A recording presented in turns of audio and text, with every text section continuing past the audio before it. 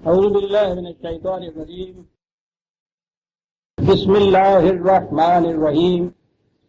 عزیزان من، اپریل 1974 کی 28 تاریخ ہے اور درس قرآن کریم کا آغاز سورہ ہود کی آیت 96 سے ہو رہا ہے۔ پچھلے اتوار یوم اقبال کی تقاریب کی وجہ سے ناگا رہا تھا، اس لیے تجدید یادداشت کے لیے عرض کر دوں کہ سورہ ہود کا موضوع مسلسل چلا آ رہا ہے۔ اس میں تمام بڑی بڑی اقوام سابقہ کی سرگزشتیں بیان ہوئی ہیں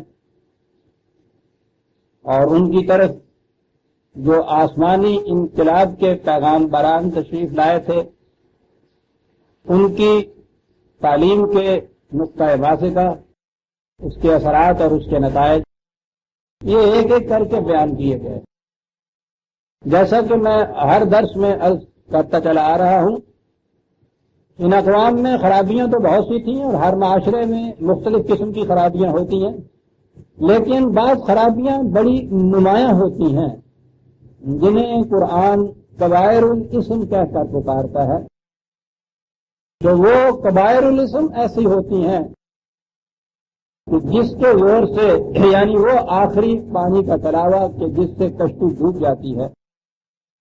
اصل میں قوموں کی تباہی کا سبب تو جسے ایکیومولیٹو کہتے ہیں، آہستہ آہستہ یہ تمام خرابیاں تباہیوں کا موجب بنتی چلی جاتی ہیں، اور وہ جو قرآن کریم کا اصول ہے مکافات عمل کا کہ من ثقلت موازینہ فہو فی عیشۃ راضیہ ومن خفت موازینہ فامہ ہاویہ، تعمیری اعمال کا پلڑا اور تخریبی اعمال کا پلڑا، اگر جب تک تعمیری اعمال کا پلڑا بھاری رہتا ہے تو ظاہر ہے کہ اس دور میں بھی تخریبی اعمال کے پلڑے میں بھی کچھ نہ کچھ تو پڑتیاں پڑتی چلی جاتی ہیں۔ تو جب تک یہ پلڑا بھاری رہتا ہے اس کی اصلاح کی گنجائش ہوتی ہے۔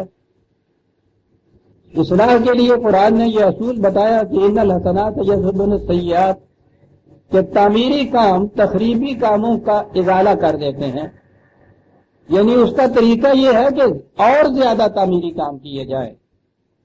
یہ ہے تخریبی امور کی تباہیوں سے بچنے کا طریقہ جسے توبہ کہا جاتا ہے۔ توبہ یا اللہ میری توبہ نہیں ہے، بلکہ جہاں کوئی کوتاہی ہوئی، سہو ہوا، غلطی ہوئی، بد پرہیزی سے صحت بگڑی، تو اس کے بعد اس کے ازالے کے لیے اس سے زیادہ تعمیری حسنات کے کام کیے جائیں تو ان کے جو نتائج ہیں وہ ان تخریبی اعمال کے نتائج کا ازالہ کر دیتے ہیں۔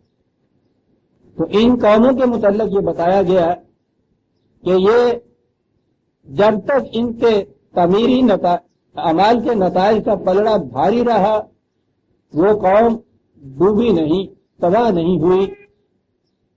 یہ انبیاء کرام آتے رہے اور انہیں آ کے آگاہ کرتے رہے کہ یاد رکھو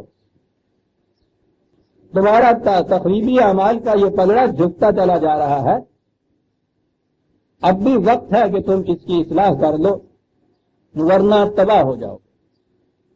تو ان اقوام کے متعلق جو قرآن نے بتایا ہے، اگر وہ ایک فہرست مرتب کی جائے اس سے تو آپ دیکھیں گے کہ وہی اہم تخریبی اعمال اس دور میں قوموں کے اندر اکٹھے ہو کے آ گئے۔ قوم حضرت نوح علیہ السلام کے متعلق کون سا سب سے بڑا جرم ان کا گنایا گیا تھا؟ طبقاتی تقسیم، اونچ نیچ کی تفریق اور عزت اور تکریم کا معیار دولت، کام کاج کو کمینہ پن سمجھنا، انہیں کمی جو تھو کام کرنے والا وہ کمین ہو جائے، یہ تھا اس دور میں اس معاشرے کا معیار کہ جتنے وہ لوگ تھے الملا جن کے گھروں میں کوٹھیاں دانوں سے بھری ہوئی تھیں، وہ سمجھتے تھے کہ عزت و تکریم کے بھی واحد مالک وہی ہیں اور علم و دانشوری بھی انہی کے حصے میں آئی۔ ان کا اعتراض ہی یہ تھا حضرت نوح علیہ السلام پہ کہ تمہاری تعلیم کے خلاف ہمیں کوئی اعتراض نہیں، لیکن یہ جو تم مساوات کا سبق دیتے ہو کہ ہم آئیں، اور یہ جو ہماری گلی محلے سے یہ کجڑے اور یہ حجام اور دھوبی، میں آج نام لیتا ہوں آج کی اصطلاح میں، یہ چھوٹے چھوٹے کام کرنے والے لوگ، اور ہم آ کے ان کے برابر بیٹھیں یا یہ ہمارے برابر بیٹھ جائیں، یہ چیز ہمیں منظور نہیں ہے۔ اور پھر اگر تم یہ کہتے ہو کہ دیکھو میری تعلیم جو ہے ان کے اثرات یہ لوگ انہوں نے مانا ہے، تو وہ اس کا جواب دے دیتے کہ ان کی عقل و فکر کیا، یہ چھوٹے طبقے کے لوگ ان کا ماننا نہ ماننا کیا مانے رکھتا ہے؟ بات یہ رائے یوں ہی سطحی سی رائے ان لوگوں کی ہوتی ہے، رائے تو ہماری رائے ہے، یعنی یہ ہے وہ بڑا جرم جس کی بنا پہ وہ قوم تباہ ہوئی۔ گنتے چلے جائیے آپ۔ قوم عاد کے متعلق قرآن نے کہا کہ وہ تہذیب و تمدن میں بڑی اونچی سطح پر تھے، قوانین فطرت کا علم بھی انہیں بڑا حاصل تھا، وہ سمع اور بصر اور فؤاد رکھتے تھے، یہ تمام چیزیں وہ رکھتے تھے، مہذب تھے اس زمانے کی، متمدن تھے، صاحب علم و بصیرت تھے، لیکن کیفیت ان کی یہ تھی کہ غریب اقوام کے گلے پہ ہاتھ ڈالتے تھے تو اتنی شدت سے ہاتھ ڈالتے تھے کہ ان کے خون کا آخری قطرہ تک نچوڑ دیتے، بخشن شدید، ہڈیاں توڑ دینے والی گئی۔ ان سے کہا گیا کہ یہ تمہارا علم و بصیرت، یہ آسمان تک پہنچ کے چاند تک کی تصویریں اتار لینا اور اسے پامال کر کے چلے آنا، یہ چیز تمہیں بچا نہیں سکتی اس جرم کی مکافات عمل سے کہ تم غریبوں کے خون کے قطرے کی رنگینیوں سے اپنے مالات کی عیش کا سامان بہم پہنچا، نہیں بچ سکتے تم اس سے۔ قرآن کہتا ہے کہ جب وہ پھر پلڑا جھکا ہے تو یہ ان کا علم و بصیرت، یہ ان کا تہذیب و تمدن، یہ انہیں بچا ہی نہیں سکا ان کی اس جرم کے اعمال، اس جرم کے نتائج کی تباہی سے۔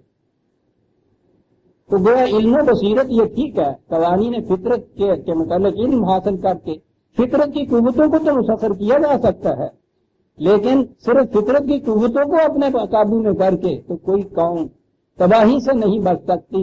تباہی اور مرفع الحالی کی بنیاد اخلاقی قوانین ہیں، اعمال حسنات جسے قرآن کہتا ہے، یہ چیزیں حاصل ہوں اور اس کے ساتھ فطرت کی قوتیں اس کے پاس ہوں، یہ قوم ہے جنہیں ایسے دوام نصیب ہوتا ہے۔ اگر فطرت کی قوتیں بھی پاس ہیں، یعنی اب پہلی چیز تو یہ ہے کہ اگر فطرت کی قوتیں کسی قوم کے پاس نہیں تو وہ تو مقام آدم پہ ہی نہیں آتا، یعنی آدمی ہی نہیں بن سکتی۔ آدم کا تعارف کرایا گیا تھا نا یہ کہہ کے کہ علم آدم اسماء کلھا، اور ملائکہ نے آدم کو سجدہ کیا ہے، وہ ابھی مومن نہیں ہے، فطرت کی قوتوں کو مسخر کرے۔ اور اگر یہ چیز نہیں ہے کسی قوم کے پاس تو وہ تو آدمی کے مقام کے اوپر بھی نہیں ہے۔ یہ چیز اگر کسی قوم کے پاس ہے تو وہ مقام آدمی پہ تو آ جائے گی، انسانیت کے مقام کے اوپر نہیں آ سکتی۔ انسانیت کا مقام یہ ہے کہ ان قوتوں کو پھر تم صرف کس طرح سے کرتے ہو، استعمال میں کس کے لیے لاتے ہو۔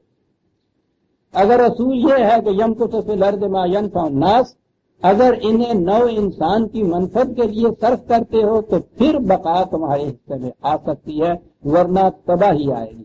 یہ اگلی جو چیز ہے کہ فطرت کی قوتیں ہوں اور انہیں قوانین خداوندی کے تابع نو انسانی کی منفعت کے لیے صرف کیا جائے تو یہ ہوگا مقام مومن۔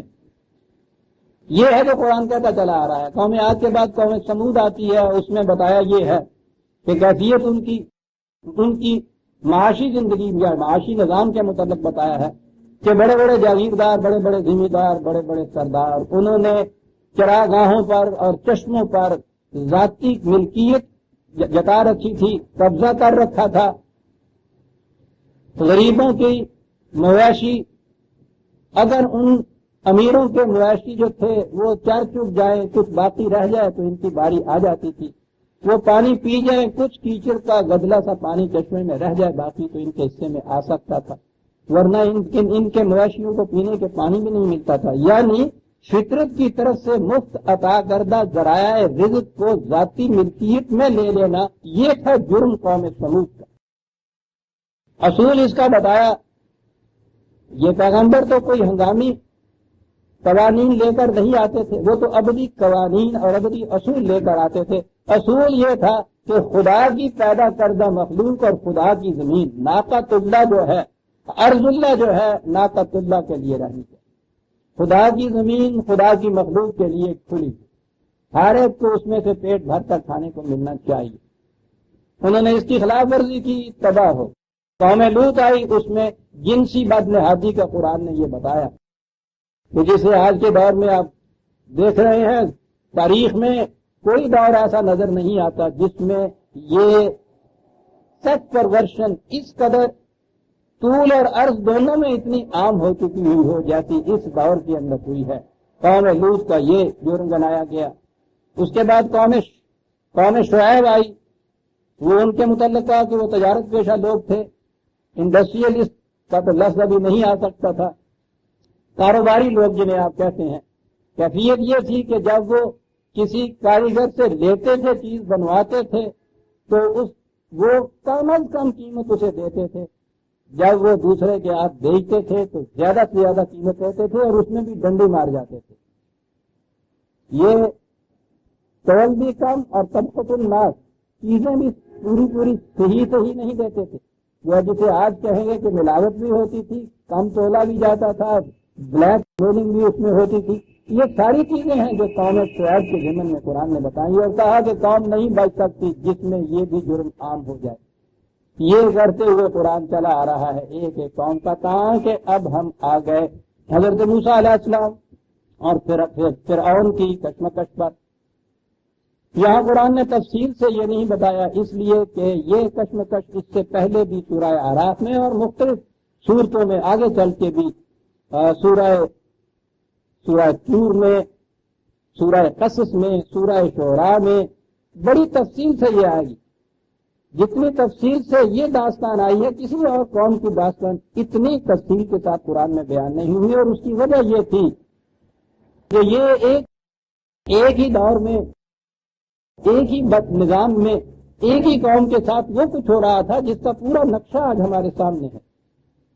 اگر آپ انسانیت کے سینے پہ جو کابوس بن کے قوتیں سوار ہوتی ہیں، جو لانتے ہیں انسانیت کی، ان کو اگر آپ گنائیں تو وہ 3 شکوں کے اندر تقسیم ہو جاتی ہیں. ایک تو استبداد ملوکیت ہوتا ہے. وہ ملوکیت کا جو ہمارے ذہن میں معنی ہے نا کہ ایک بادشاہ ہوتا ہے، اس بادشاہ کی رعایا وہ بناتا ہے، دوسروں کو غلامی میں رکھتا ہے. یہ ملوکیت صرف ایک بادشاہ کی بات نہیں ہے. وہ سنتا غیر کی کھیتی پہ ہو جس کی نظر، سیدھی سی بات. یہ تو فارم آف گورنمنٹ ہے، یہ تو حکومت کی حیثیت ترکیبی ہے جو بدلتی ہے.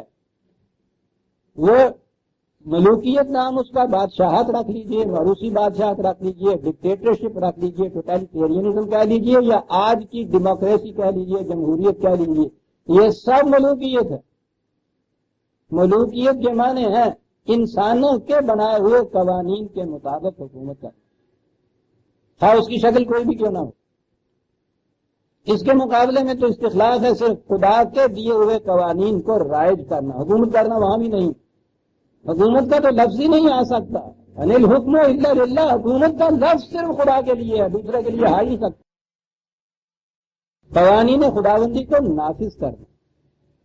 تو میں کہہ رہا تھا کہ وہ جو داستان ہے حضرت موسیٰ علیہ السلام اور فرعون، تو وہ داستان ایک تو ملوکیت کا استبداد ہے. اس کے اندر قوم بنی اسرائیل ہے، انہیں ملوکیت کے استبداد کے شکنجے میں جکڑے ہوئے ہیں. دوسری لعنت ملوکیت یا انسانوں کا یہ جو استبداد ہے، یہ تنہا کبھی بھی کام نہیں دے سکتا. ہمیشہ اس کے ساتھ وہ خداوندی سند رکھتے ہیں. انسانوں کی وجہ کردہ خداوندی سند ان کی یہ ہے کہ مذہبی پیشوائیت آگے بڑھتی ہے، کبھی تو وہ انہیں خدا کا اوتار بنا دے، کبھی ان کے لیے divine rights of the king, بادشاہ کے آسمانی حقوق، یعنی آسمانی نے خداوندی حقوق، وہی چیز وہ پھر اس کو ذل اللہ علی الارض آپ کے ہاں کہا گیا، زمین پر خدا کا سایہ. یہ جتنا کام ہے یہ مذہبی پیشوائیت کرتی. فرعون کے ساتھ حامان کا ہونا نہایت ضروری ہے، ورنہ فرعونیت چل نہیں سکتی. کوئی شخص بھی برداشت نہیں کر سکتا اس چیز کو کہ اس جیسا ایک انسان اور وہ اس کی من مانی ایسی کرے کہ اس کا کچھ بھی محفوظ نہ رہے اس دور کے اندر، کبھی تو غیرت ابھرے گی، کبھی تو حمیت میں جوش آئے گا۔ اس چیز کو ٹھنڈا کرتا ہے یہ مذہبی پیشوائیت کی عقیدت مندیاں۔ مست رکھو ذکر و فکر صبح گاہی میں ہی کسے، آدھی آدھی رات تک آپ دیکھیں گے آوازیں آتی ہیں وہ ہنسی اور یہ ہوتا ہے وہ ہوتا ہے، چلی ہوئی ہے کام اس کے اندر، توجہ ہی کام کی دوسری طرف نہیں آنے دیتے کہ کیا ہوا۔ جب توجہ آئی تو وہاں نہایت مقدس پاکیزہ واز آ گیا کہ رازق خدا کی ذات ہے، رزق اس نے اپنے ہاتھ میں رکھا ہوا، جسے چاہے وہ خاکشیاں کر دے، جسے چاہے وہ بادشاہ کر دے، کسی کو اس میں شکایت کی مجال نہیں ہونی چاہیے۔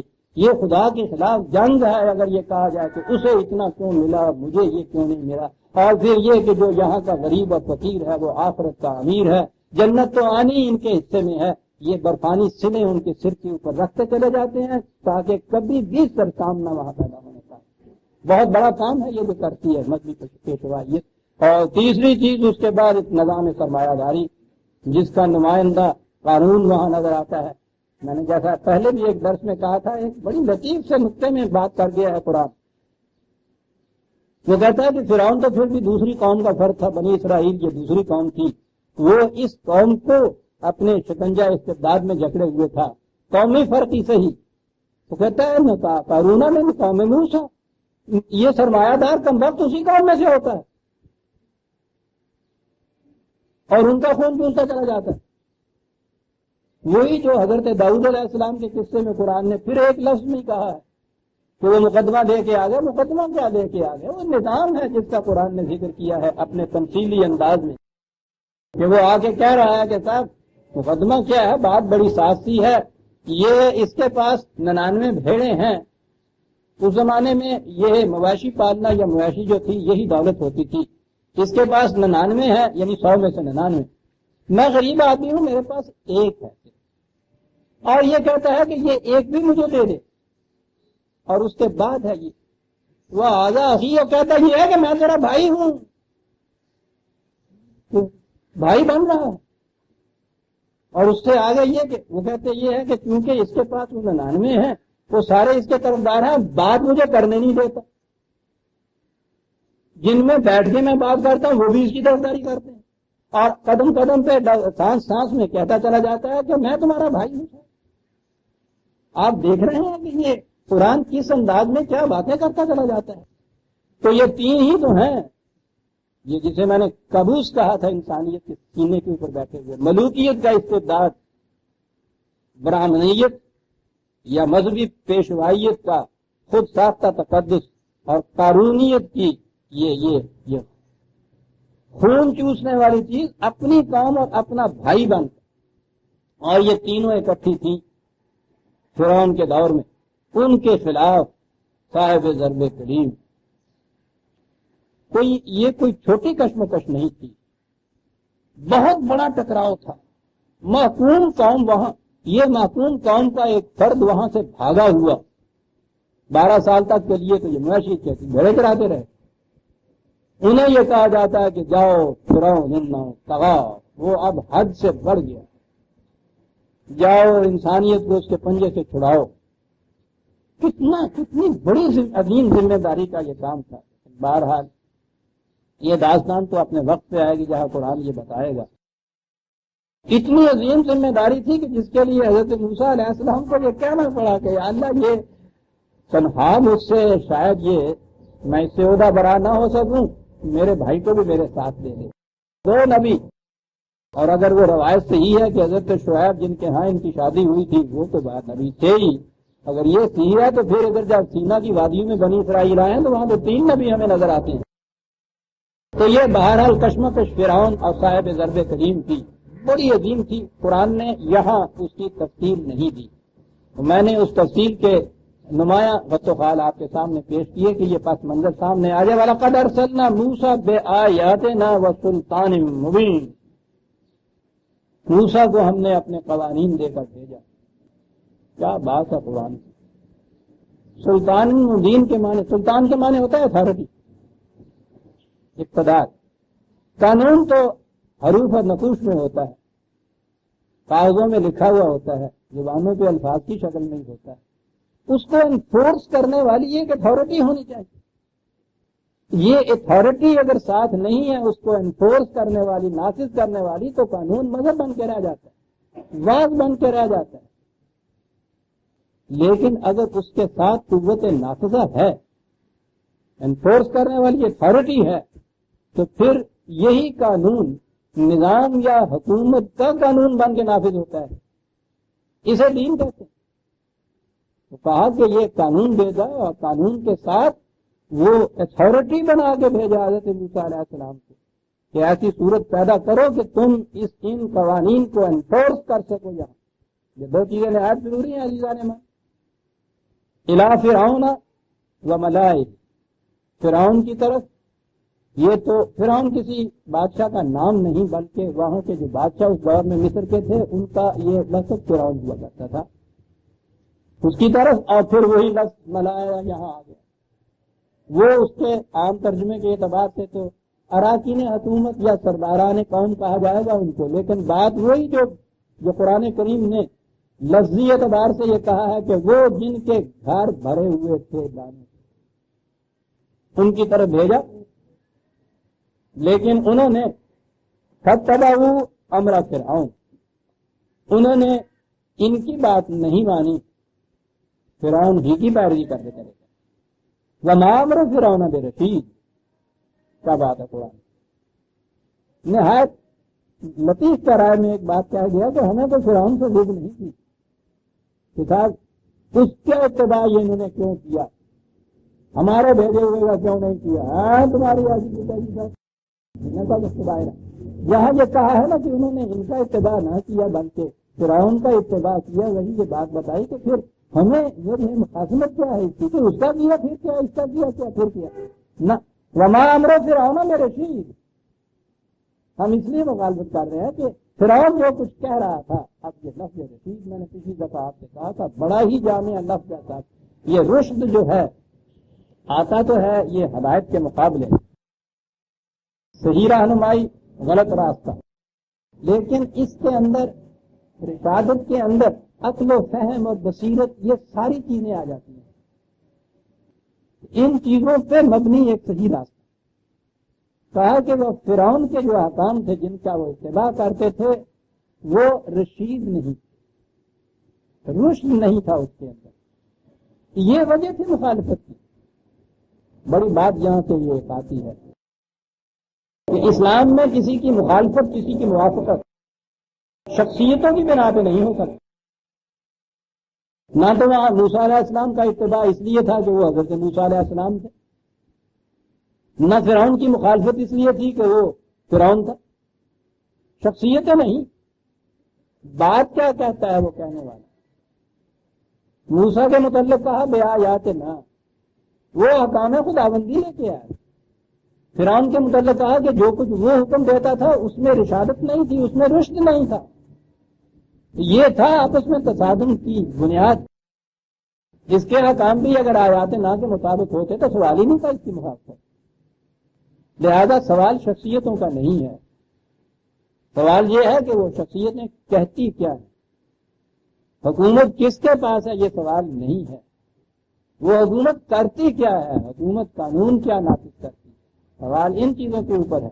میں نے عرض کیا تھا نا کہ قرآن کے الفاظ پہ یوں ہی آگے نہیں گزر جانا چاہیے، یہاں تو ایک ایک لفظ کے تل، آنکھ کے تل میں جیسے وہ آسمان پوشیدہ ہوتا ہے، یہاں تو یہ کیفیت کہا رشید نہیں تھا، اسے رشد نہیں تھا اس کے عمر میں، کرتا کیا تھا، یک دونوں قوم ہوں یوم القیامت فاوردہم النار، یہ اس قسم کا لیڈر تھا کہ جو اپنی قوم کو لیے جا رہا تھا جہنم کی طرف، اور یہی نار کہا اور کہا وَبِئْسَ الْوِرْدُ الْمَعْرُوض، کتنی بری ہے وہ گھاٹ جس کی طرف یہ اپنے مواشیوں کو لیے چلا جا رہا ہے۔ کیا بات، گڈریے کا کام یہ ہے کہ اپنے مواشیوں کو، اور رعایا تو کہتے ہی مواشی کو ہے، رائی کہتے ہی گڈریے کو ہے، گڈریے کا کام تو یہ ہے نا کہ اپنے مواشیوں کو اس طرف لے کے جائے جہاں انہیں پانی ملے، چارہ ملے، حفاظت ملے، یہ ہونا چاہیے نا۔ نہ کہ اس گھاٹ کی طرف لے جائے کہ جہاں کی تڑاتم خیزیاں آئیں اور وہ ہاتھی میں ہودا غائب، نہ گڈڑیے نظر آئے، نہ وہاں وہ بھیڑیں نظر آئیں. کہا کس قدر بری گھاٹ تھی جس کی طرف وہ اپنی بھیڑوں کو لیے چلا جا رہا تھا. یہ جو بری گھاٹ ہے اس کے متعلق قرآن نے دوسری جگہ بھی کہا. بڑی عجیب چیز ہے. یہاں تو یہ کہا نا صرف فرعون کے ضمن میں، وہاں کہا ہے 14/28 سورہ ابراہیم کی آیت 28 14/2 ہے. عزیزاں نے بڑی اضطراب انگیز آیت ہے. پوچھے نہیں، میں تو جب بھی پڑھتا ہوں کہاں پوچھتا ہوں اس کو. الم تری الی الذین بدلوا نعمت اللہ کفرا، تم نے ان لوگوں کی حالت پر بھی غور کیا کہ خدا نے ان کو مفت اتنے سامان نعمت عطا کیے، بلا مزد و معاوضہ ایک پوری مملکت کا مالک بنا. مملکت بھی ایسی کہ اس کے اندر چھپے ہوئے خزانے، ہر قسم کی آسائشیں، آرائشیں، زیبائشیں، اقوام عالم میں سرفرازیاں، عزت، تکریم، یہ سارا کچھ قرآن نے اس کو نعمت کے نام کہ یہ ساری چیزیں حاصل تھیں. انہوں نے ان انعامات خداوندی اگلا لفظ ہے کفر سے بدل دی. عام ترجمہ تو اس کا نا سپاس گزاری کیا کرتے ہیں، شکر کے مقابل میں کفر آتا ہے. لیکن ہمارے ہاں تو نہ شکر کا مفہوم معلوم ہے کسی کو، اور نہ ہی نہ شکرے کا مفہوم کسی کو معلوم ہے. شکر تو ہم اتنا جانتے ہیں کہ وہ روٹی کھائی، کھانا کھایا، یا اللہ تیرا شکر ہے. یا مصیبتیں آئیں اور اس پہ پھر یہ ہے کہ میاں صبر شکر کرو، اس کے سوا تو چارہ نہیں. میں نے عرض کیا تھا نا کہ یہ سب سے بڑی تباہی الفاظ لاتے ہیں، الفاظ کے مفہوم لاتے ہیں. بات جو ہے کلام اللہ ہے، کلام جو ہوتی ہے وہ تو الفاظ ہی کا تو نام ہوتے. خدا نے بھی تو الفاظ ہی میں ساری کلام کی ہے. الفاظ معانی رکھتے ہیں، اور اگر اس لفظ کے معنی ہی آپ کے یہاں بدل جائیں تو سارا کلام بدل جاتا ہے. اس سے بڑی تعریف کوئی نہیں ہے قرآن کریم کی کہ اس کے الفاظ کے معنی بدل دیے گئے. انہیں تو چھوڑیے جنہوں نے کہا کہ یہ سارا کچھ جو کچھ ہے یہ تو ہڈیاں ہیں کتوں کے آگے پھینکنے کی معاذ اللہ. وہ تو ان کے اندر ایک مغز ہے، وہ کہاں ہے؟ وہ چھپا ہوا ہے، وہ اس طرح سے نظر نہیں آ رہا. قرآن شروع سے آخر تک کہتا چلا جاتا ہے کہ تدبر کرو، تفکر کرو، تعقل کرو، سوچو، غور کرو. لسان عربی مبین میں ہم نے نازل کیا ہے، اس زبان میں نازل کیا ہے. وہ سب کچھ ہے. وہ کہتے ہیں یہ سب کچھ ہے. معاذ اللہ معاذ اللہ، انہوں کی پتہ ہے کہ تجھے نازل کی ہے. سانو پوچھو یہ لفظوں میں یہ کچھ نہیں، وہ بہت اس کے نیچے ہے. تجھے کے اندر جو یہ نہیں کہنے والے، الفاظ کو لینے والے ہیں، انہوں نے کسی دور میں الفاظ کے معنی اپنے متعین کر کے اور رکھ دی. اب وہ الفاظ ہی ہیں جو قرآن کا بدل مان گئے ہیں آپ کے. جیسا میں نے عرض کیا ہے ابھی، شکر، آپ سوچیے اس کے معنی آپ کے کیا ہوتے. صبر، خدا کہتا ہے کہ ان اللہ مع الصابرین، ہم صابر کے ساتھ ہیں. جس کے ساتھ خدا ہو آپ سوچیے تو صحیح. یہاں تو یہ کہا جاتا ہے کہ سیاں بھے کوتوال اب ڈر کا ہے کا. یہ تھانے دار کسی کا دوست ہو جائے تو وہ کہتا ہے کہ اب کسی کا ڈر نہیں. خدا یہ کہتا ہے کہ میں ساتھ ہوں ان کے ساتھ. اتنی بڑی کائنات کا مقتدر اعلیٰ کس کے ساتھ ہو. لیکن آپ کے یہاں ثابت کس کو کہتی ہے؟ جب کچھ نہ ہو سکتا ہے تو میں سب شکر کرنا چاہیے. ہو سکتا لفظ کے معنی ہے، شکر کے معنی ہے. شکر ہوتا ہے کہ چیزیں تو ہوتی ہیں. کیا عرض کروں کہ آگے بڑھنے کو جی نہیں چاہتا جب تک یہ الفاظ نہ سامنے لائے جائیں. بھینس، گائے، بکری، دودھ تو ان کے اندر کہیں ہوتا ہے لیکن کہیں چھپا ہوا ہوتا ہے.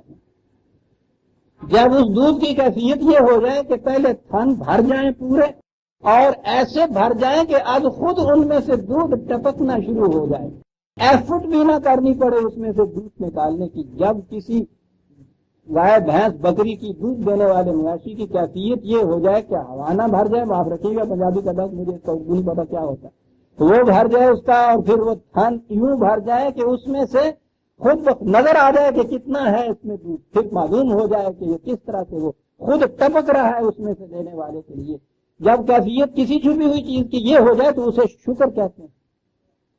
اور اس کے مقابلے میں وہ چیزیں جن کو کھلا رہنا چاہیے جب ان کو چھپا دیا جائے اسے عربی میں کفر کہتے ہیں. اب بات سمجھ میں آئے گی کہ یہاں قرآن کیا کہہ گیا ہے. اتنی نعما ہم نے دی. الم تری الی الذین، کیا بات ہے. ترا کا لفظ وہاں آتا ہے جہاں محسوس طور پہ وہ کہتا ہے. فکری چیز صرف نہیں ہوتی، آنکھوں میں دیکھنے والی چیز ہوتی ہے. تو کیا تم نے دیکھا ان لوگوں کا حال کی کہ جن کو ہم نے اتنی نعمتیں دی، بجائے اس کے کہ وہ ان نعمتوں کی کیفیت کرتے کہ وہ شکر کی کیفیت اختیار کر لیتی ہیں. ہارے کے سامنے ابری ہوئی ہوتی، خود ٹپک پڑتی، جس کا جی چاہتا نیچے گلاس رکھ کے اس میں سے دودھ لے لیتا. بجائے اس کے کہ یہ ہو بدلو نعمت اللہ ہے کفرن، انہوں نے چھپا چھپا کے ان کو رکھ دیا. یہ ہے عزیزان ایمان، یہ جرم. نتیجہ اس کا کیا ہوا؟ چار لفظوں میں سنیے سر. کہتا اس کا نتیجہ یہ ہوا وَحَلُّوا قَوْمَهُمْ دَارَ الْبَوَارِ، اور وہ اپنی قوم کے کاروان کو جا کر انہوں نے اس منڈی میں جا اتارا جہاں اس جن سے کاسب کا کوئی خریدار نہیں، کوئی بات نہیں پوچھ رہا آپ کتوں آئے ہو کی لے آئے ہو اس قافلے. قرآن ہے عزیزان، جنہوں نے اپنی قوم کے کاروان کو ایسی منڈی میں جا کے اتارا کہ جہاں اس جن سے کاسب کا کوئی خریدار نہیں، پوچھنے والا. سننا چاہتے ہو یہ کیا ہے؟ جہنم. اس کو جہنم کہتے ہیں. جہنم یصلونھا، یہاں ان کو داخل کر دیا گیا. دیکھیے کون کا داخل کر رہے ہیں. یہ قوم کے قائد جو لیے جا رہے تھے، اس کارواں سالار جسے آپ کہتے ہیں، لیے جا رہا ہے. کیا تشبیہ ہے عزیزان من. اس دور میں تو وہ لوگ جن کی زبان میں قرآن نازل ہوا تھا، میں سمجھتا ہوں ایک اتنی سی مثال سے اتنا کچھ وہ سمجھ گئے ہوں گے. جن قوموں کا دار و مدار تجارت پہ ہو اور وہ 500 میل سے کارواں چلے، قافلہ چلے، سامان تجارت لاد کر 6 مہینے لگ جاتے تھے ایک جگہ سے سامان تجارت لے کے آنا. اور وہ کون سی ویگنیں بھری ہوئی ہوتی تھی، زیادہ سے زیادہ اونٹ ہی تھے نا. کتنا ایک اونٹ کے اوپر لادا ہوا ہوگا، جس اونٹ میں پھر 500-600 میل چلنا ہو صحراؤں میں، کتنا ہوگا وہ سامان، کتنے ہو گئے وہ اونٹ. آدھا سال جانے میں آدھا سال آنے میں لگ جاتا ہوگا، ایک ہی پھیرا ہوتا ہوگا سال میں. سوچئے تو صحیح کہ کارواں ایک ایک اپنا اپنا اونٹ لوگوں نے ساتھ کیا اور آگے سالار کارواں کو دیا کہ ہاں صاحب یہ تجربہ کار ہے اس معاملے میں کہ وہ جائے اور وہ لے جا کے اس کارواں کو اس منڈی میں اتار دے کہ جہاں کوئی آ کے پوچھے ہی نہیں کہ تم کیا لے کے آئے، کیا بیتے گی اس کارواں کو. میں نے کہا ہے نا کہ یہ ایک مثال سے سوچئے کہ وہ جو پہلے مخاطب تھے عرب، وہ کس طرح سے بات وہ سمجھے ہوں گے. انہوں نے تو سر پیٹ لیا ہوگا کہ صاحب یہ کیفیت، یہ پوچھے کوئی نہ. مثال اس کی ہے. اس مثال کے معنی قیامت تک کے لیے کھلے ہوئے. سامان تجارت اونٹوں پہ لدا ہوا نہ سکے. انسانوں کی زندگیاں، ان کی عزت، ان کی تکریم، ان کے اثاثے، ان کی سرفرازیاں، قوموں کی نگاہوں میں ان کے مقامات، یہ ہے نا وہ سامان جو لے کے یہ چلا لے کے اس کارواں کو اتار دیا آ کے اس منڈی میں جہاں کوئی ان کی پنجابی جو بات کرنے نہیں، وہ بات نہ زیادہ جامعہ گل ہوتی ہے جتھے انہوں نے کوئی بات ہی نہ پوچھے. یہ ترجمہ ہو سکتا ہے جہنم. خوب اب سوچ لیا آپ نے جہنم کسے کہتے ہیں؟ جہنم یصلونھا وبئس القرار. قرار کارواں کی مثال دی ہوئی تھی. قرار ہمیشہ اس چیز کے لیے وہ بولتے تھے جو شروع سے ہی ساکن ہو، اس کے لیے قرار کا لفظ نہیں آتا. جو حرکت میں رہنے والی چیز ہو اس کو اگر بے حرکت کر دیا جائے وہاں قرار آتا ہے. حرکت ختم کر دی. کارواں کی آگے منزل ہی کوئی نہیں تھی، وہ تو منزل یہ تھی جہاں لے آیا وہ اس کو. حرکت تو یوں ختم کر دی صاحب اس کی، بٹھا دیا لا کے یہاں، اور پھر وہ ہلو رسیاں کھول دی، اونٹوں کی سامان اتار دیا. بظاہر کس قدر خوشی کا مقام ہوگا افراد کارواں کے لیے یہ کہ منزل پہ پہنچ گئے، سامان بھی اتر گیا، رسیاں کھل گئیں، اب آئیں گے صاحب خریدار اور پھر دیکھیے کس قدر خوشی خوشی واپس لوٹیں گے. اور وہ بیٹھے ہیں صاحب، خریدار آتے ہیں جاتے ہیں، کوئی پوچھتا نہیں، بات ہی نہیں کوئی پوچھتا ہے، جاؤ جہنم جیزان من جہنم وبئس القرار۔ کیا کیا تھا انہوں نے؟ جعلوا للہ اندادا، خدا کے مقابلے میں خدا کھڑے کر دیتے، یہ کیا تھا انہوں نے۔ بات ہو رہی تھی حضرت موسیٰ علیہ السلام قوم، فرعون کہا یہ کہ وَيَقْتُمُ قَوْمَهُ يَوْمَ الْقِيَامَةِ فَأَوْرَدَهُمُ النَّارَ وَبِئْسَ الْوِرْدُ الْمَوْرُودُ، اپنی قوم کی قیادت کرتا ہوا یہ وہاں لے گیا اس کو، جو جہنم۔ کتنی بری گھاٹ تھی جہاں اس نے جا کے اس گڈریے نے اپنے مویشیوں کو جا کے اتار دیا، کتنی بری گھاٹ تھی، وہ بری گھاٹ تھی، جہنم تھا۔ کیا ہوا؟ وَأُتْبِعُوا فِي هَٰذِهِ لَعْنَةً، پھر وہ آ گیا ایک اور لفظ لعنت۔ ہمارے ہاں تو آپ جانتے ہیں لعنت، دوڑ لعنت، پنجابی کی پھٹے میں جانے لعنت، گالی مان کے رہ گئی یہ بات۔ لانا کے معنی ہوتا ہے خوشگواریوں سے محرومیت، کسی شے سے محروم رہ جانا، اس سے دور رہ جانا، پرے ہو، دور کھڑا ہو، تک رہا ہو، اس کی طرف پہنچ نہ پائے، حاصل نہ وہ ہو سکے، کتنی دوری اور اتنا بوجھ جو ہے اسے کہتے ہیں لانا۔ چیزیں ساری وہیں موجود ہوتی، ان سے دور ہٹا دیا جاتا ہے قوم۔ کہا کہ سب کچھ ہوتے ساتھ بھی قوم کی کیفیت یہ کہ وہ ان چیزوں سے دور تھی، محجور تھی، محروم تھی۔ یہاں بھی وہ یوم القیامت، اس کے بعد کی زندگی آنے والی جو ہے اس کے اندر بھی یہ کیفیت ہوگی، لیکن پہلے سب سے وَأُتْبِعُوا فِي هَٰذِهِ لَعْنَةً، کہیں ذہن کے اندر یہ بات نہ کہ یہاں نہیں، یہاں تو بالکل موقع اور حالی ہو ساتھ، اور آخرت کے متعلق تو کوئی دیکھ ہی نہیں سکتا، معلوم ہی نہ ہوتا کہ کیا ہے۔ اس نے کہا کہ پہلے یہاں شروع ہوتی ہے یہ لعنت، یہاں محرومیاں شروع ہو جاتی ہیں۔ محرومیاں عزیزان من کسی قوم کے افراد کی سب کچھ ہوتے ساتھ، یہ پہلے کہا ہے نا کہ ان کو نعمات دی ہوئی ہوتی ہیں، سب کچھ ہوتے ساتھ قوم کی محرومیاں، کہا یہاں یہ کیفیت، اور جو قوم یہاں اس قسم کی زندگی بسر کر رہی ہو یوم القیامت وہ محروم رہتی ہے وہاں۔ یہ نہیں ہے کہ یہاں اگر وہ بدحالیاں ہیں، فاقے ہے، مفلسی ہے، محکومیت ہے، ذلت ہے، قاری ہے، اور ذہن میں یہ کہ کوئی بات نہیں، یہاں 4 دن کی ذلت و قاری صحیح، قیامت میں تو سرفرازیوں کے مالک ہم ہی ہوں گے نا، یہ تو جتنے کافر ہیں وہ سارے جہنم میں جائیں گے، ہم جنت میں چلے جائیں گے۔ قرآن کہتا ہے والے من کان فی ہذہ اعمی فہو فی الآخرۃ اعمی، یہاں کا اندھا وہاں کا اندھا۔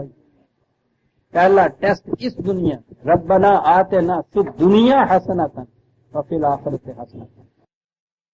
اس لیے یہ جو تھی معرومی، اس زندگی میں بھی معرومی، وہ یوم القیامت اور مقافات عمل کے دن بھی وہی محرومی ان کے حصے میں، وہ بے سر رفد المرفوع۔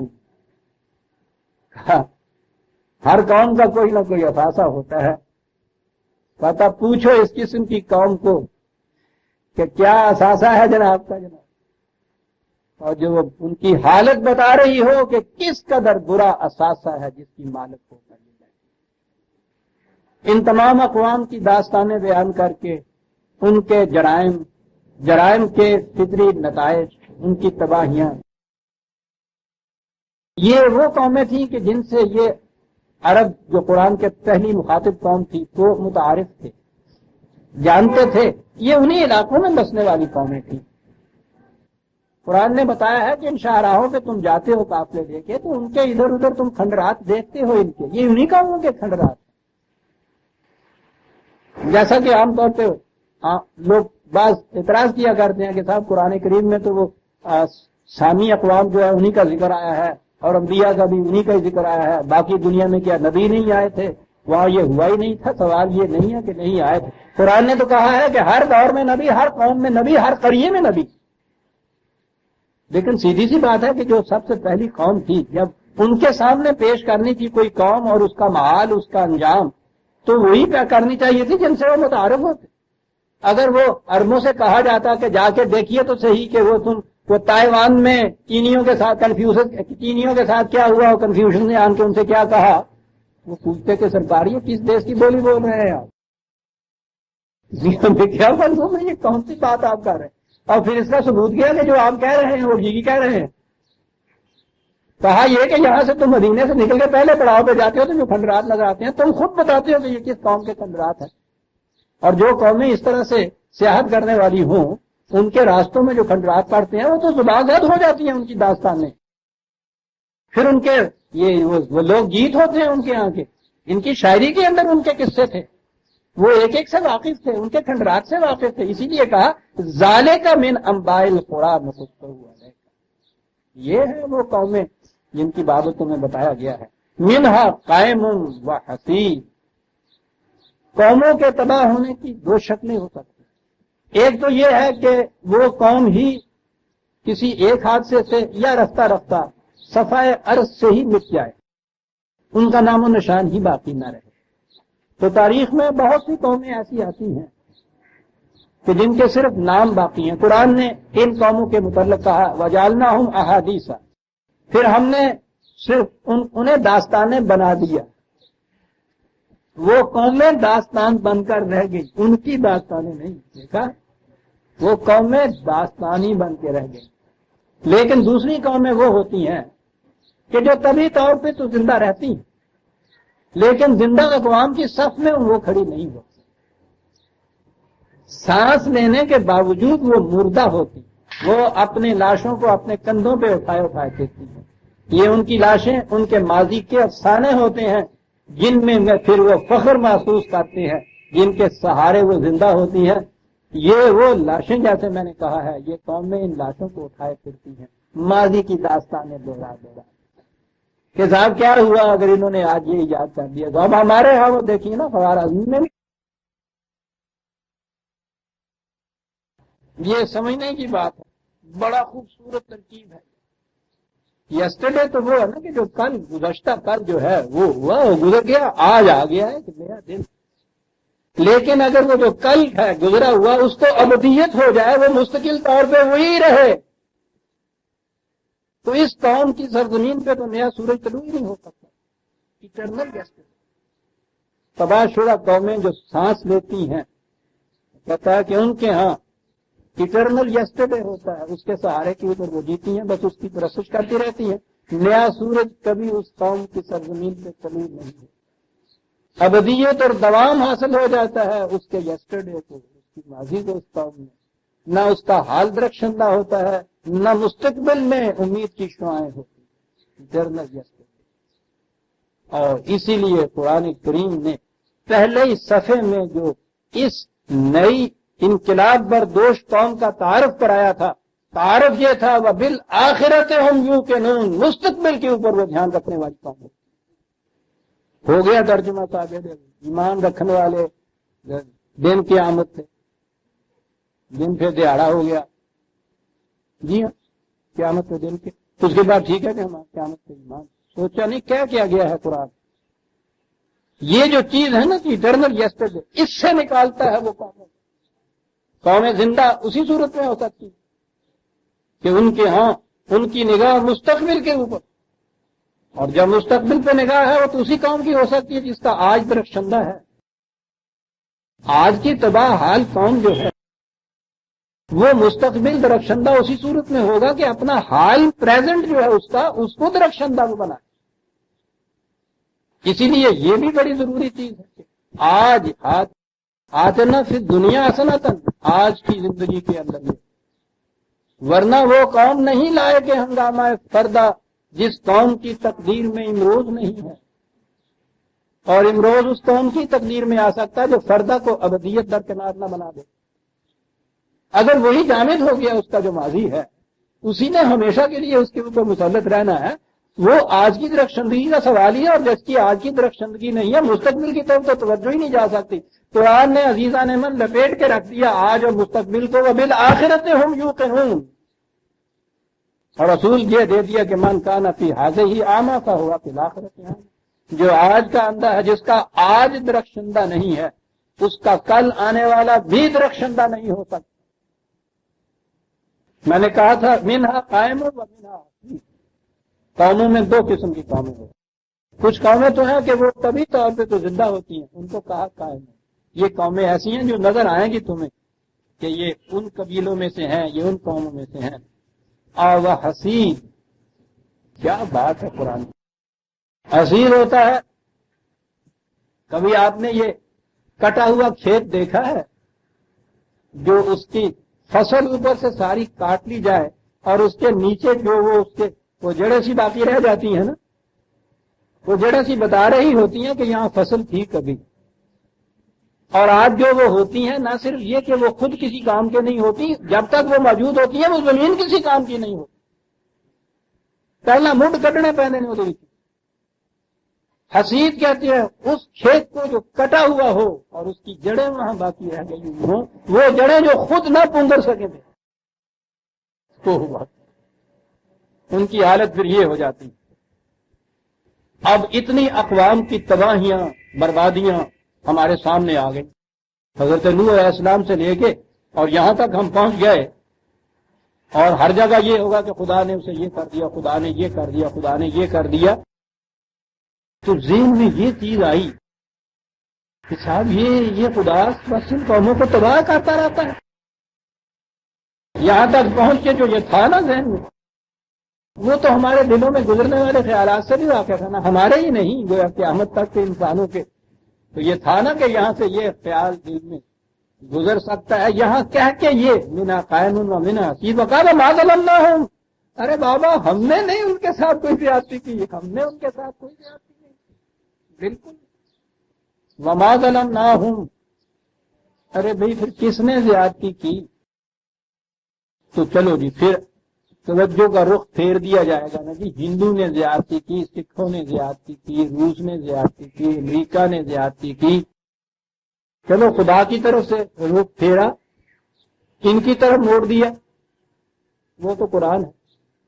جب کہا نا ما ظلمناہم، ہم نے نہیں ان کے اوپر زیادتی، ولکن ظلموا انفسہم، انہوں نے اپنے آپ پہ خود زیادتی کی۔ وہ تو کہیں باہر میں دشمن کو ڈھونڈنے ہی نہیں دیتا، ظلموا انفسہم، اپنے آپ پہ خود زیادتی کی۔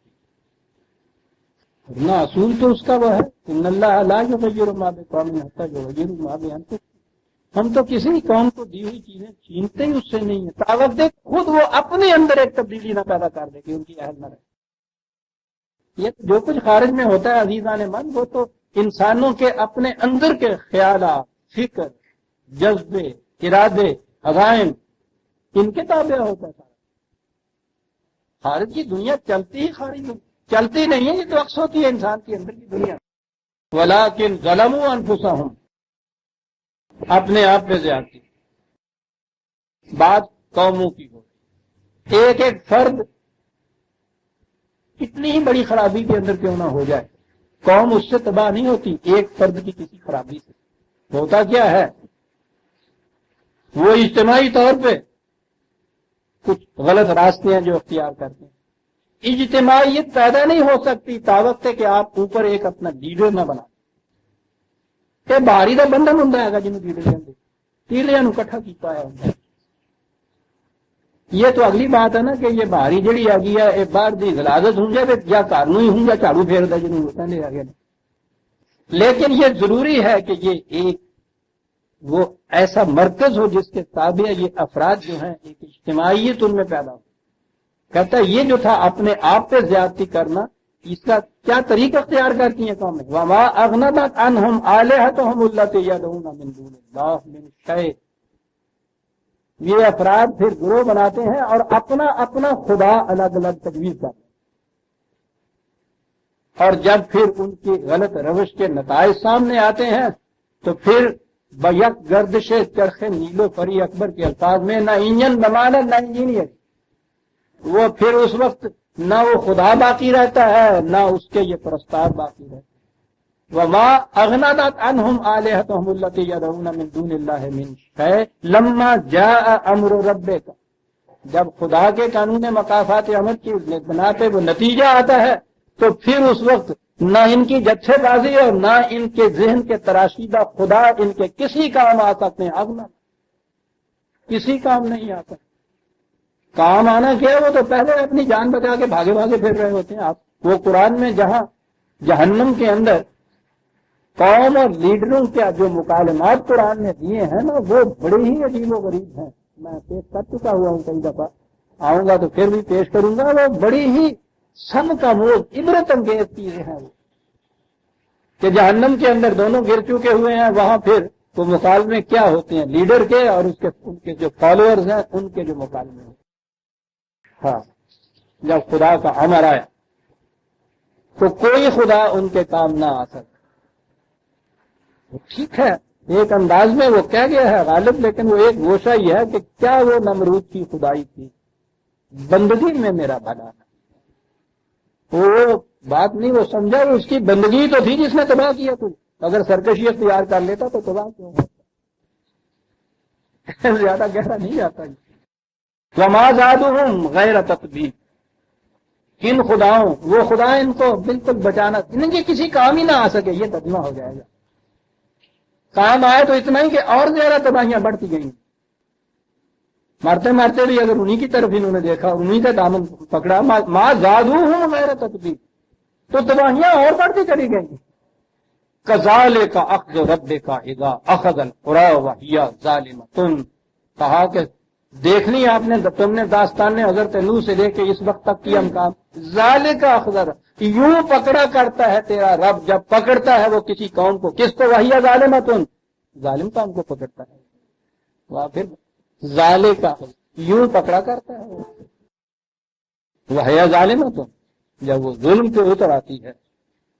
اور میں نے عرض کیا ہوا کہ عربی زبان میں ظلم کا لفظ جو ہے ہمارے ہاں تو صرف بے انصافی کے معنی میں آ جاتا ہے، زیادتی کے معنی میں. بڑا جامع لفظ ہے. ظلم کے معنی ہوتا ہے کسی شے کا وہاں نہ ہونا جہاں اسے حقیقت میں ہونا چاہیے. جسے وہاں ہونا چاہیے وہ وہاں نہ ہو، وہاں پھٹکار دیا جائے. جو وہاں ہونے کے قابل نہ ہو اس کو وہاں رکھ لیا جائے. کیا بنیادی چیزیں ہیں صاحب اس قوم. اگلی جتنی چیزیں آتی ہیں نا وہ اسی بیج کی بوئے ہوئے بیج کی برگوبار ہوتے ہیں. سارا ظلم اس کا ہوتا ہے کہ جس کو جہاں ہونا چاہیے وہ نہ وہاں ہو. اخذ القری وہی ظالمۃ، وہ ظالم قوم ہے. انا اخذہ علیم شدید، اس کی گرفت ایک تو یہ ہے کہ شدید، یہ نہیں ہوتا ہے کہ اس کے بعد پھر وہ چھڑا کے کوئی بھاگ جائے، یہ کیفیت نہیں ہوتی. اور بڑی درد انگیز ہوتی، علیم ہوتی، بڑی درد انگیز ہوتی. یہ جو علیم ہے نا بات، یہ یہاں آ کے ایک پھر خیال ذہن میں آتا تھا، وہ گاڈ از مرسی، گاڈ از لو، خدا رحم ہے. رحم کہا تو رحم دل ہو گیا. اب جب رحم دل ہوا تو یہاں ہے علیم. وہ گرفت ایسی ہے درد انگیز. جب اس کو کسی کو وہ درد ہو کسی کے پکڑنے سے اور یہ واقعہ ہو رحم دل، تو پھر ہوتا کیا؟ اگلی چیز جو ہے نا شدید، پھر وہ نہیں رہتی. تو آپ دیکھ رہے ہیں کیا کر رہا ہے یہ قرآن. پھر کہیں گے وہ بات تو یاد آ گئی. صبح اٹھا تو وہ تھا بڑا تگڑا، گاؤں میں مشہور تھا، بھاگنے والا بھی، تکڑا بھی، پکڑنے والا بھی، گرفت بھی بڑی تھی. ساون جو سارے محاورے دے اعتبار نہ جلایا عیسائیت کا خدا. سویرے اٹھے تو بیٹھا رون لیا ہے. لگے کی ہوا پنڈ والے نے پوچھا، کہنے لگا رات وہ چور آیا آن کے ہے کاٹیا اینا کچھ اثاثہ آیا سی وہ لے کے. کیوں کہنے لگا تو تم ستا ہی رہا فیمی سے. کہنے لگا ستا کیا رہا ہے؟ میں جاگیا. کہنے لگا وہ جاگیا تو تیرے سامنے لے کے. کہنے لگا ہاں کب تک. کہنے لگا پھر ساروں تم اپنی پائی ہوئی سی کہ میرے اگے کوئی نٹ نہیں سکتا پڑھ لیا. پھر کی ہوا؟ کہنے لگا میں کیا وہ پیچھے نٹا. کہنے لگا پھر. کہنے لگا میں پڑ لیا. کہنے لگا پھر تو تم سانو کہنا کہ میں جنوں ہاتھ پاواں تو چھڑا نہیں سکتا. ہویا پھر کی؟ کہنے لگا میں ہاتھ پایا اور نہیں چھڑا سکتا سی. تو پھر ہویا کی؟ کہنے لگا میں ہاتھ پایا تو انہیں کیا چھڑتے ہی پھوڑا یہ تھے. میں یہ عیسائیت کا خدا. وہ کہنے لگا چڑھتا رونا. کہنے لگا وہ تھوڑا ڈبتا پیا ہے تھی کہنے لگا پھر رونا کیوں ہے؟ مال جو چلا گیا. عزیزان من، عجیب چیزیں قرآن کیا جاتا ہے. میں نے جب اس پہ غور کیا، علیم شدید. اور ایسا ہی قوم سمود کے حصے میں جب اس نے کہا ہے نا کہ یہ جو خدا کے دیے ہوئے رزق کو ذاتی ملکیتوں میں لا کے غریبوں کمزوروں کو محروم رکھتے ہیں ان سے، اس کے بعد جب پھر دمدمہ ہے، یہ جو اونچ نیچ پیدا کرتے ہیں تو دمدمہ روڈ رولر کہتے ہیں. کہا کہ اس کے بعد پھر خدا کا روڈ رولر آتا ہے تو پھر اس کے بعد وہ ہموار کر کے رکھ دیتا ہے، اور اس کرنے کے بعد وہ کہتا ہے فلا یخاف عقباہا، یہ چیز اس کے دل میں رحم نہیں پیدا کرتی کہ اس کے بعد کیا ہو جائے گا اور ہمارے بچے مر جائیں گے تو مینا ہو جائے گی. فلا یخاف عقباہا، اس لیے کہ وہ جتنے اس کے کانسیکوینسز ہوتے ہیں عقباہا، بعد میں آنے والی چیزیں، وہ خدا کے سامنے پہلے ہوتی ہیں، اس کے سامنے پہلے ہوتی ہیں. اس لیے وہ یہ بات تو اس کو ہونا کہ جس کو اسی وقت کوئی چیز سامنے آئے تو اس کے بعد، اور کیفیت پھر دل کی کیفیت یہ ہو گاڈ از مرسی. وہاں عدل کا تصور ہی نہیں ہے ان کے، وہاں قانونی ہے، عیسائیت میں قانونی کوئی نہیں. عجیب چیزیں تھی یہ دونوں مذہب. یہودیت کے اندر توبہ کوئی نہیں، باز آفرینی کے لیے کوئی مہلت ہی نہیں، ایک دفعہ لغزش ہوئی ہمیشہ کے لیے کنڈم، تا وقت ہے کہ پھر ان کے بڑے آ کے ان کو چھڑا کے نہ لے جائے. وہ تو دوسری بات ہے. اب پہلے یہ جھک ماری کہ اس کے بعد کوئی موقع ہی نہیں ہے، پھر یہ خیال آیا کہ صاحب اس کے بعد تو پھر ہمیشہ کے لیے یہ کیا کریں، پھر بڑے بھیجے سفارش کے لیے، وہ چھڑا کے لے آئیں گے. عیسائیت آئی، ان کے ہاں قانونی کوئی نہیں تھا، قانون نہیں تھا تو عدل کا تصور ہی نہیں. جب عدل نہیں ہے تو پھر رحم ہی ہو سکتا ہے ایسا.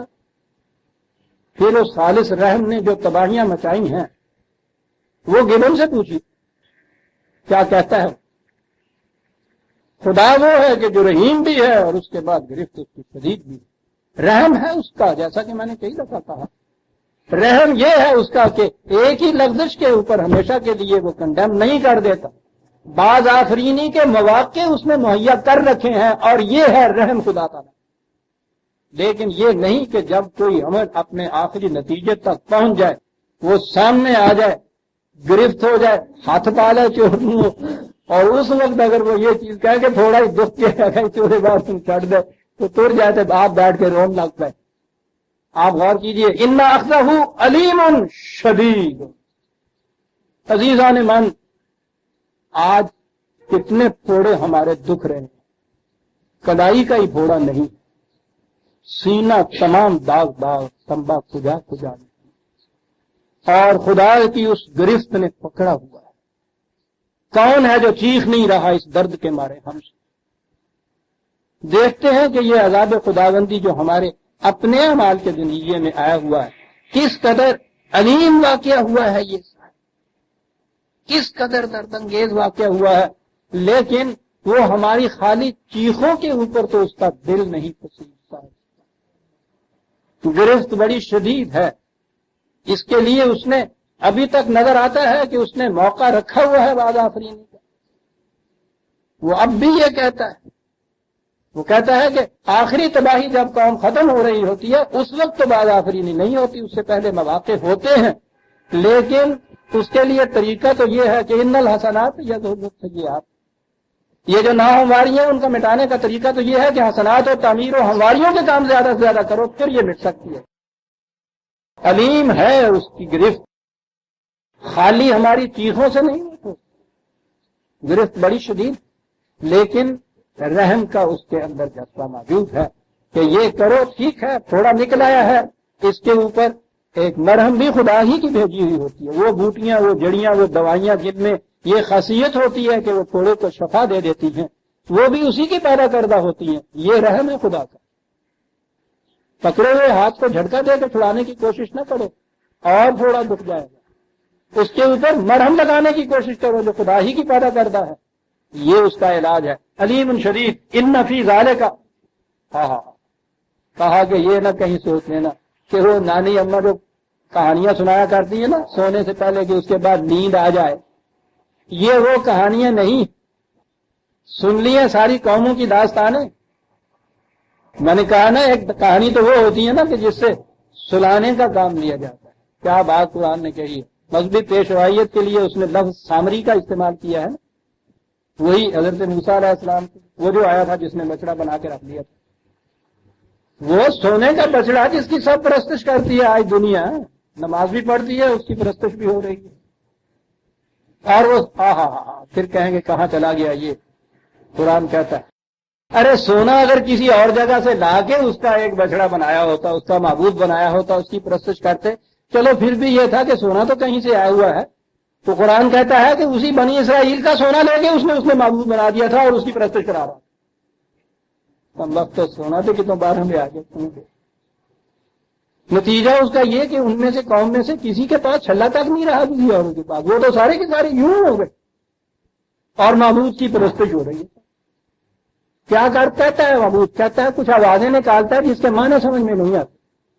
آج ان کو اصطلاحات کہتے ہیں مہذب زبان میں. جی اصطلاح کبھی اس کا متعین مفہوم نہیں آیا. قواعد ہے نا جسے قرآن نے کہا بچڑے کی آواز تو نکلتی ہے، معنی نہیں سمجھ میں آتے. ارے راجا تو لگے ہوئے میری پوجا کرتے پورے جاتے اپنے ہی سونے لگے. ہاں تو میں نے کہا تھا کہ اس کا نام سامری. سامری کہتے ہیں اس داستان گو کو جو رات کو پھر صحرا میں چاندنی کی چادروں کے اوپر بیٹھا ہوا تھکے باندھے ہوئے وہ قافلے والے ہوتے ہیں ان کو پھر داستانیں سناتا ہے تاکہ وہ سو جائیں. مذہبی پیشوائیت کو اس نے سامری کہا. بڑی دلکش وہ داستانیں کہانیاں. سبز پری کی کہانی، ایک جزیرہ جس کے اندر دنیا کی نعمتیں ہیں، اڑنے والا ایک قالین جس پہ لیے چلا جا رہا ہے، چلی ہوئی ہے قوم خوابوں کی دنیا میں، سامری کا واز ہو رہا ہے، اس کے بعد یہ سو جاتے ہیں. ایک وہ واز تھا، ایک یہ واز تھا جس کو سنانے کے بعد کہا ان فی ذالک لآیۃ لمن خاف عذاب الآخرہ. جو قوم بھی مستقبل کی تباہی سے ڈرنا چاہتی ہے اس کے لیے ان داستانوں میں بڑی نشانیاں ہیں عبرت کی، صحیح راستے اختیار کر لینے کی. تو اس کا ٹیسٹ ہوگا ذالک یوم مجموع لہ الناس وذالک یوم مشہود.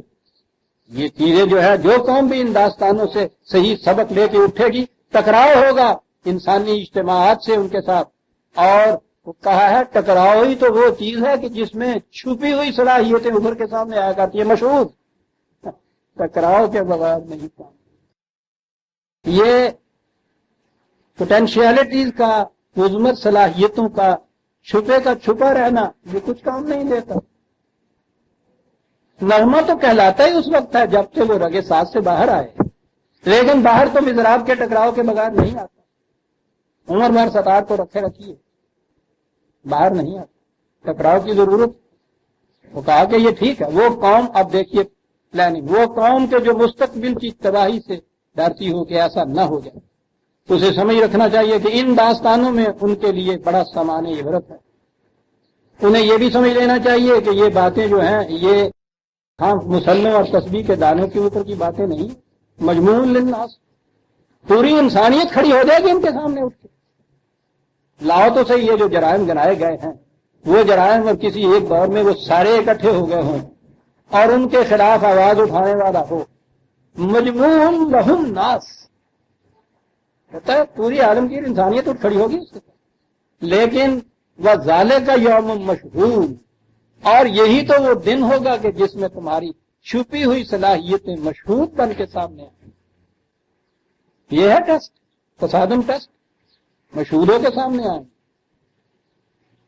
پھر وہی بات ہے، قرآن نے معاصر یہ بتایا ہے اس ساری تعلیم کا انسانی ذات کی نشو و نما.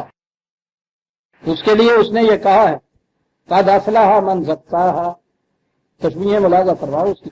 وہ عام طور پہ تشبیہیں ہمیشہ کھیتی کی تشبیہیں دیتا ہے، بڑی ہی برجستہ تشبیہ ہوتی ہے کھیتی. وہ دانہ بظاہر رکھے رکھیے، اس میں زندگی کی کوئی نمودی نہیں ہوتی، زندگی سے بھرا ہوا ہوتا ہے.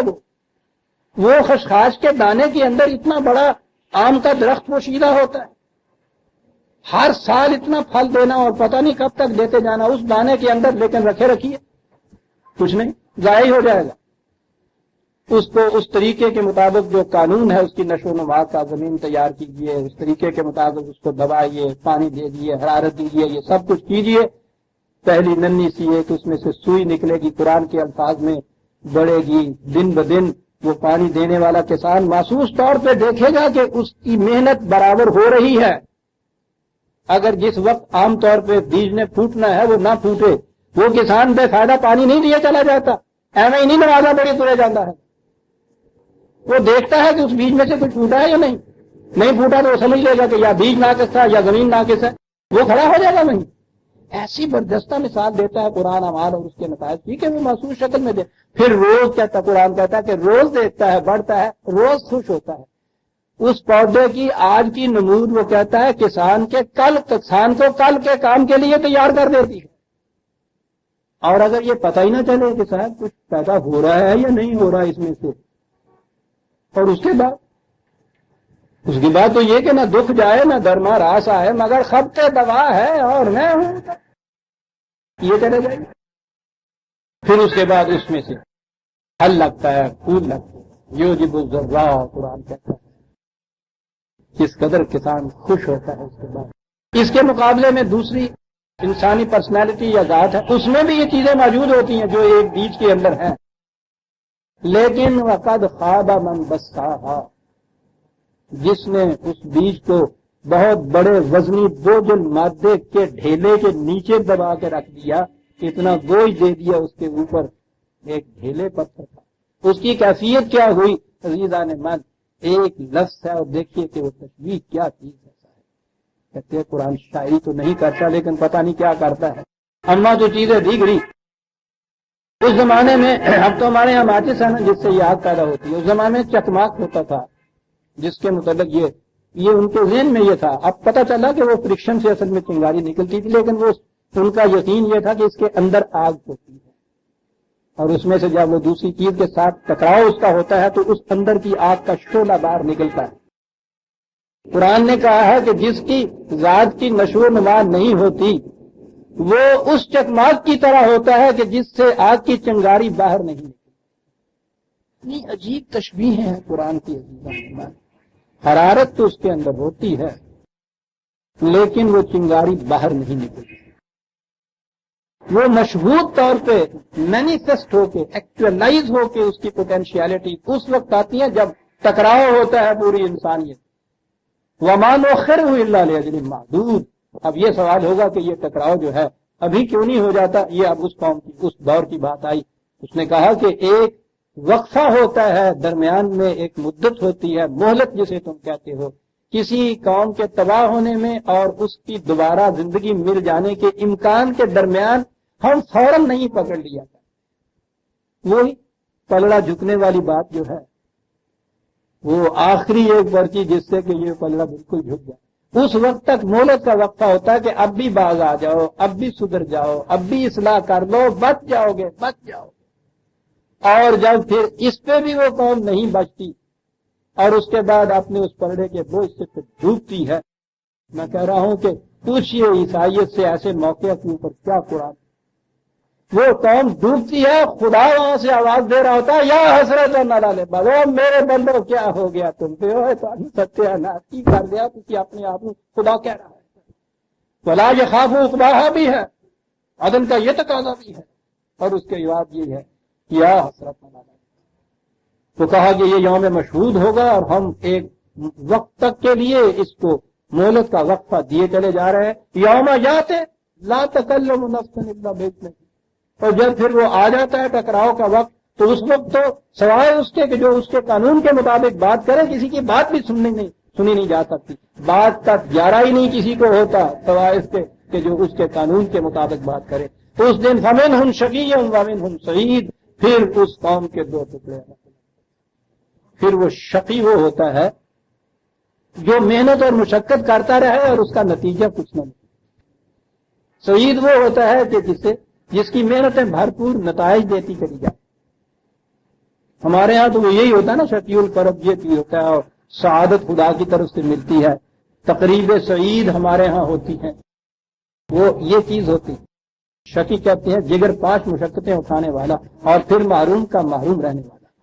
سعید ہوتا ہے کہ جس کی محنتیں بھرپور نتائج دیں.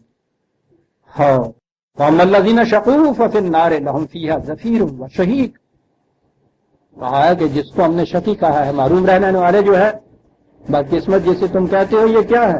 وہی جو جہنم میں ہوتے ہیں، اس کے اندر سوائے اس کے کہ چیخنا چلانا تو ہوتا رہے گا، حالت نہیں سدھر سکے گی، چیخنا چلانا تو ہوتا رہے گا۔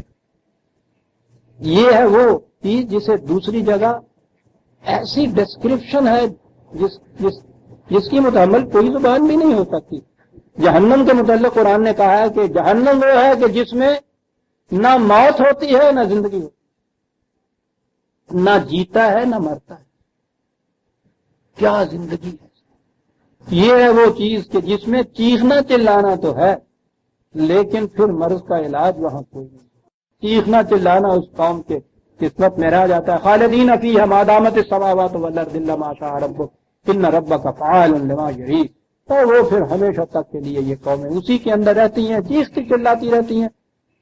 وہ قومیں کہ جو کسی حادثے سے ختم ہو جائیں وہ پھر بھی ان سے اچھی رہتی ہیں، ورنہ عمر بھر کا چیخنا چلانا ان کے لیے ہوتا ہے۔ اور یہ چیز جو تم کہو کہ صاحب یہ پھر اب چیخنا چلانا، تو خدا کے یہ قوانین وہ ہیں جو تمہاری پیدائش، کائنات کی پیدائش سے بھی پہلے اس نے قائم کیے تھے کہ یہ یوں ہوگا۔ وَأَمَّا الَّذِينَ سُعِدُوا فَفِي الْجَنَّةِ خَالِدِينَ فِيهَا مَا دَامَتِ السَّمَاوَاتُ وَالْأَرْضُ إِلَّا مَا شَاءَ رَبُّكَ عَطَاءً غَيْرَ مَجْذُوذٍ، اور جنہیں تم اہل جنت کہتے ہو پھر وہ بھی ان خوشگواریوں میں ہمیشہ رہیں گے جب تک وہ اس باغ کی آبیاری کا کام کرتے چلے جائیں گے، جب تک وہ نہریں پانی کے نیچے اس ان کے جاری رہیں گی، وہ ہمیشہ کے لیے پھل دیتا ہوا چلا جائے گا۔ یہ تمہارے خدا کی وہ عطا کردہ نعمتیں ہیں کہ جو کبھی منقطع نہیں ہوتی، اعمال صالحہ ہمیشہ دائمی طور پہ اپنے نتائج دیے چلے جاتے ہیں۔ فَلَا تَكُ فِي مِرْيَةٍ مِّمَّا يَعْبُدُ هَٰؤُلَاءِ مَا يَعْبُدُونَ إِلَّا كَمَا يَعْبُدُ آبَاؤُهُم مِّن قَبْلُ وَإِنَّا لَمُوَفُّوهُم نَّصِيبَهُمْ غَيْرَ مَنقُوصٍ۔